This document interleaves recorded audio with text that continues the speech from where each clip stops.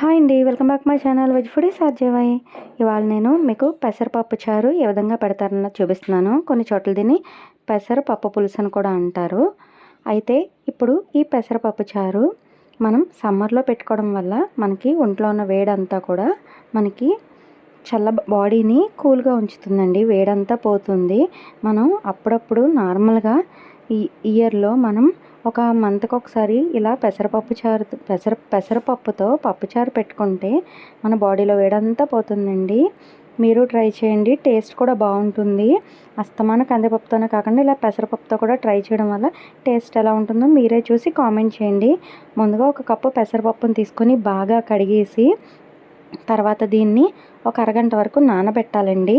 నానబెట్టేసి తర్వాత మళ్ళీ ఆ వాటర్ కూడా వంచేసి మళ్ళీ ఒక గ్లాసుడు వాటర్ వేసుకొని బాగా ఇది కుక్ అవనివ్వాలండి. దీనికి ఒక 15 to 20 minutes నేను కుక్కర్ మూత విజిలేం పెట్టలేదండి, నార్మల్గానే ఉడకపెట్టాను. ఇందులో కొంచెం పసుపు వేసేసి ఉడకపెట్టాను.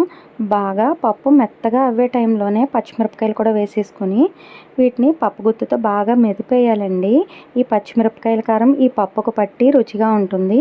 అందుకోసం అని చెప్పి పప్పు గుత్తుతో మెదిపేసి తర్వాత ఇప్పుడు ఇందులో టమాటాలు, ఉల్లిపాయలు, కరివేపాకు వీటిని కూడా వేసేసుకొని ఇంకొక పావుగంట సేపు ఉడకనివ్వాలండి. పప్పులు కానీ పులుసులు కానీ మనకి ఎంతసేపు అన్నది మరిగితే టేస్ట్ అన్నది అంత బాగుంటుంది. గుర్తుపెట్టుకోండి.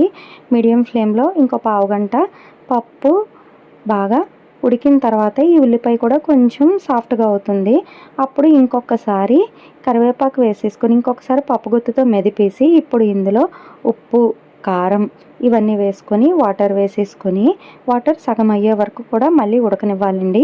ఇప్పుడు ఈ ఉడికిన తర్వాత ఇందులో ఒక నిమ్మకాయ సైజ్ అంత చింతపండు తీసుకొని ముందుగానే ఒక పావుగంట వాటర్లో నానబెట్టి ఆ చింతపండు వాటర్ని కూడా ఇందులో వేసేసుకొని ఒక 2 గ్లాసుల వాటర్ వేసుకొని కొంచెం దగ్గర పడి చిక్కబడే వరకు కూడా ఉడకనివ్వాలి.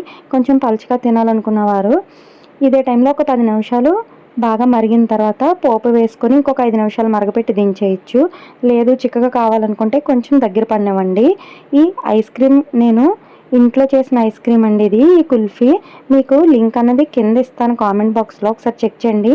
సమ్మర్కి ఈ ఐస్ క్రీమ్ బాగుంటుంది కదండి. హోమ్ మేడ్, ఇందులో ఏ ఎసెన్స్లు వేయలేదు, వెనిలా ఎసెన్స్ కూడా వేయలేదండి. నేను ఇందులో యాలక్కాయలు, జీడిపప్పు, బాదం పప్పు వీటితోనే చేశాను. పప్పు అన్నది దగ్గర పడిపోయింది. ఇప్పుడు ఇందులో పోపు వేసేయడమేనండి. వెల్లుల్లిపాయలు అనేది రేకలు వలుచుకొని వేసుకుంటే టేస్ట్ చాలా బాగుంటుంది. రేకలు వలిచి పోపులో వేసుకున్న వెల్లుల్లిపాయలని ఇంకొక 10 నిమిషాలు మరగపెడితే ఆ వెల్లుల్లిపాయల రుచి కూడా పప్పుకు పట్టి పప్పు రుచి డబుల్ అవుతుందండి. ఫస్ట్ పోపు కోసం అని చెప్పి వేరుశనగ 3 స్పూన్లు వేసుకొని అందులో 1 స్పూను మెంతులు వేసుకొని మెంతులు కలర్ చేంజ్ అయిన తర్వాత వెల్లుల్లి రేకలు, ఆవాలు, జీలకర్ర, ఎండుమిరపకాయలు, కరివేపాకు, ఇంగువ వీటన్నిటిని కూడా వేసేసుకొని పప్పులో వేసుకొని ఒక 10 నుంచి 15 నిమిషాలు మరగపెట్టి దించేస్తే టేస్ట్ సూపర్ ఉంటుంది. మీరు ట్రై చేసి ఏ విధంగా ఉందో కామెంట్ చేయండి. నా ఛానల్ ఎవరైనా కొత్తగా చూసినట్లయితే సబ్స్క్రైబ్ చేయండి. పక్కన బెల్ ఐకాన్ క్లిక్ చేయండి.